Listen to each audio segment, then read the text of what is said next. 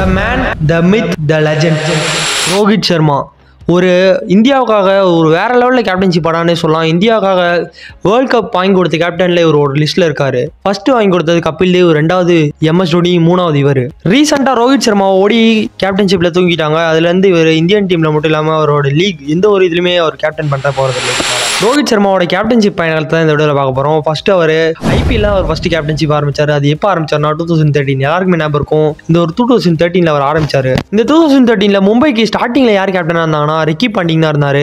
But Ricky Ponting mid சீசன்ல அவர் டீமோட performance சரியில்லைன்ட்டு அவர் step down பண்ணாரு கேப்டன்ஷிப்ல. அப்பதான் ரோஹித் சர்மா வந்தாரு. இங்க தான் ஒரு young man to became a leader. இந்த இடத்துல தான் ரோஹித் சர்மா ஒரு லீடரா இருந்தாரு. அந்த 2013 IPL கப்பை யார் தெரியுமா அடிச்சாங்க? மும்பை இந்தியன்ஸ். யாரோட தலைமையில? ரோஹித் சர்மா. ரோஹித் சர்மா மாதிரி இருக்க ஒரு யங் மேன் அந்த ஒரு டீமை லீட் பண்ணி அந்த டீமை கப் அடிக்க வச்சிருக்காருன்னா அது எவ்வளவு பெரிய விஷயம் பாருங்க. அது மட்டும் இல்லாம அதே வருஷமான 2013 அவர் இன்னொரு டிராஃபி அடிச்சாருங்க. இது ஒரு biggest trophy, champions league T20 trophy. இந்த ஒரு சாம்பியன்ஸ் லீக் T20 டிராஃபி எதுல நடக்கும்னா இதுக்கு ரெண்டே டீம் தான் செலக்ட் பண்ணுவாங்க. இப்போ IPL ஃபைனல்ஸ்ல 2 டீம் போன மாதிரியே வேர்ல்ட்ல இருக்க ஏகப்பட்ட பிரான்ச்சைஸ், அந்த ஏகப்பட்ட பிரான்ச்சைஸும் கலந்து ஆடி அந்த ஒரு இதுல சாம்பியன் அவர் தான் இந்த சாம்பியன்ஸ் லீக் T20 டிராஃபி. இந்த CLT T20 வெறும் 6 சீசன் தான் நடந்திருக்கு. அந்த 6 சீசன்ல 4 சீசன் நம்ம இந்தியா பிரான்சைஸ் டீம் தான் அடிச்சிருக்கு. அதுல 2 சீசன் மும்பை இந்தியன்ஸும் 2 சீசன் சென்னை சூப்பர் கிங்ஸ் அடிச்சிருக்குங்க. ரோஹித் சர்மா எத்தனை வருஷம் கேப்டன்ஷிப் பண்ணிருக்காருன்னா 2013 இருந்து 2023 வரையும் ஒரு 10 வருஷம் அவர் IPLக்கு கேப்டன்ஷிப் பண்ணியிருக்காரு.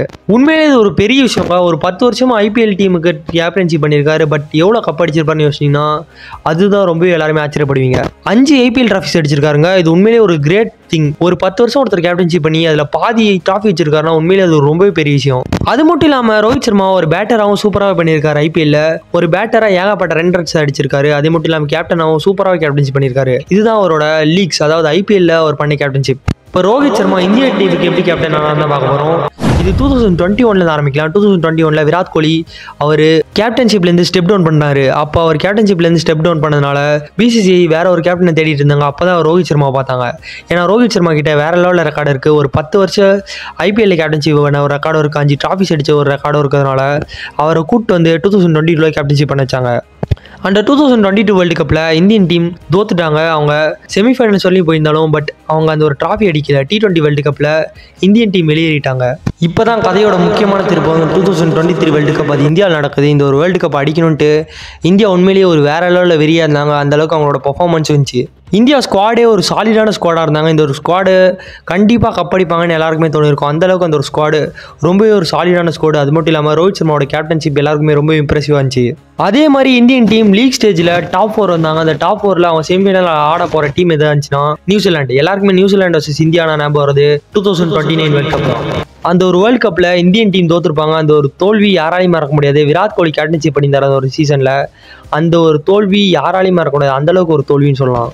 அதே மாதிரி 2023 நடந்தோன்ட்டு எல்லாமே பயந்துட்டு இருந்தாங்க. பட் அந்த ஒரு போட்டியில் இந்தியன் டீம் நியூசிலாண்டை டிஃபீட் பண்ணி இந்தியன் டீம் ஃபைனல் போயிருந்தாங்க. ஃபைனல்ஸில் இந்தியன் டீம் யாரை எதிர்கொண்டாங்க தெரியுமாங்க? The great Australia versus India. இந்த ஒரு மேட்ச் எல்லாருமே எதிர்பார்த்த ஒரு மேட்ச் தான். பட் இந்த ஒரு மேட்ச்சில் யார் ஜெயிப்பான்றது மிகப்பெரிய கேள்வியாக இருந்துச்சு. அந்த ஒரு போட்டியில் இந்தியன் டீம் ஜெயிக்கும்னு எல்லாருக்கும் ஒரு நம்பிக்கை இருந்துச்சு. பட் அந்த ஒரு தோல்வி இந்தியன் ஃபேன்ஸாலும் சரி இந்தியன் டீமாலும் சரி மறக்கவே முடியாது. அந்த ஒரு வேர்ல்ட் கப் தோத்து ரோஹித் சர்மாவும் அழுதாரு, இந்தியன் டீமும் அழுதாங்க, இந்தியன் ஃபேன்ஸும் அழுதாங்க. இங்கே தான் இந்த ஒரு கதை முடிஞ்சிச்சுன்னு நினைப்பீங்க. பட் இங்கே தான் இந்த ஒரு கதையை ஆரம்பிக்குது. திருப்பி 2024 Indian team T20 world cup ஆடுறாங்க. அப்போ இந்தியன் டீம் மறுபடியும் ரோஹித் சர்மா தலைமையில் இறங்குறாங்க.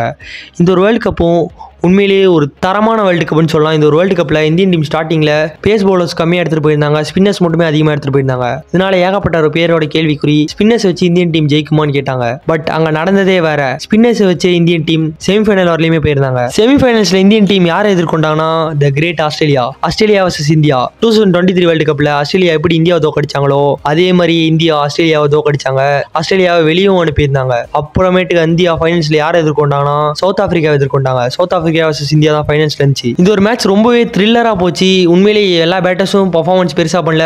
விராட் கோலியும் அக்ஷர் பட்டேலும் ஒரு நல்ல ஸ்கோர் கொண்டு வந்தாங்க. சவுத் ஆப்பிரிக்கா அணி எப்படியாச்சும் அந்த ஒரு சேஸ் பண்ணிடணும்ட்டு அந்த ஒரு மேட்சுக்கு வந்தாங்க. பட் அவங்க கிட்டத்தட்ட சேஸ் பண்ணாங்க. 30 பாலுக்கு 30 ரன் அடிக்கணும். இந்த ஒரு இடம் தாங்க எல்லாருக்குமே திருப்பமா இருந்துச்சு. இந்த நேரத்தில் யார் போலிங் போடுவானா இந்தியன் டீம்ல 3 bowlers மட்டும் தான் போட முடியும். அந்த 3 bowlers யாருன்னா ஹர்திக் பாண்டியா, பும்ரா மற்றும் ஹர்ஷதீப்பியும் 3 பேர் தான் இந்த ஒரு கேமையை காப்பாற்றுறாங்கன்னு சொல்லலாம். பட் இந்த ஒரு கேம்ல ஈஸியாவே சவுத் ஆப்பிரிக்கா ஜெயிச்சிருவாங்கன்னு சொல்லலாம். ஏன்னா அவங்க கிட்ட இருந்த பேட்டர்ஸ் 2 பேருமே ஒரு தரமான T20 பேட்டர். டேவிட் மில்லரும் ஹென்ரி கிளாசனும் இவங்க 2 பேருமே உண்மையிலேயே தரமான ஒரு பேட்டர்ஸ். இவங்க 2 பேருமே T20 எராக பிறந்தவங்க மாதிரி அந்த அளவுக்கு அடிக்கக்கூடிய ஒரு பேட்டர்ஸ். இந்த 2 பேருமே இருந்து இந்தியன் டீம் அந்த 30 பாலுக்கு 30 ரன் டிஃபெண்ட் பண்ணாங்க.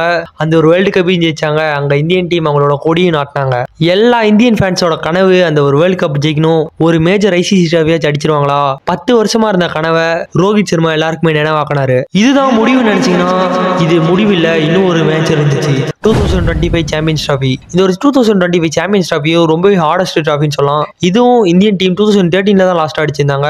இதுவும் அடிச்சு ஒரு 12 வருஷம் இருக்கும். இந்த 12 வருஷத்துல இந்தியன் டீம் சாம்பியன்ஸ் டிராஃபி அடிக்கல. அப்பதான் ரோஹித் சர்மா மறுபடியும் அவரோட கேப்டன்ஷிப் எடுத்து இந்தியன் டீம் பிளேயர்ஸ் எல்லாரோட பெர்ஃபார்மன்ஸையும் வச்சு அந்த ஒரு டிராஃபி அடிச்சாரு. அந்த ஒரு டிராஃபியும் இந்தியன் டீம் அடிச்சு 2 மேஜர் டிராஃபிஸை கண்டினியூஸ் அடிச்சாங்க. அப்படியே 2025 ரீசெண்டா அக்டோபர்ல பாத்தீங்கன்னா ரோஹித் சர்மாவை ஓடிஐ கேப்டன் இருந்து தூக்கிட்டாங்க. 3 ஃபார்மேட்லயும் கேப்டன் இருந்து தூக்கிட்டாங்க. பட் இவரோட ஃபிட்னஸ் இன்னுமே வேற லெவல்ல தாங்க இருக்கு.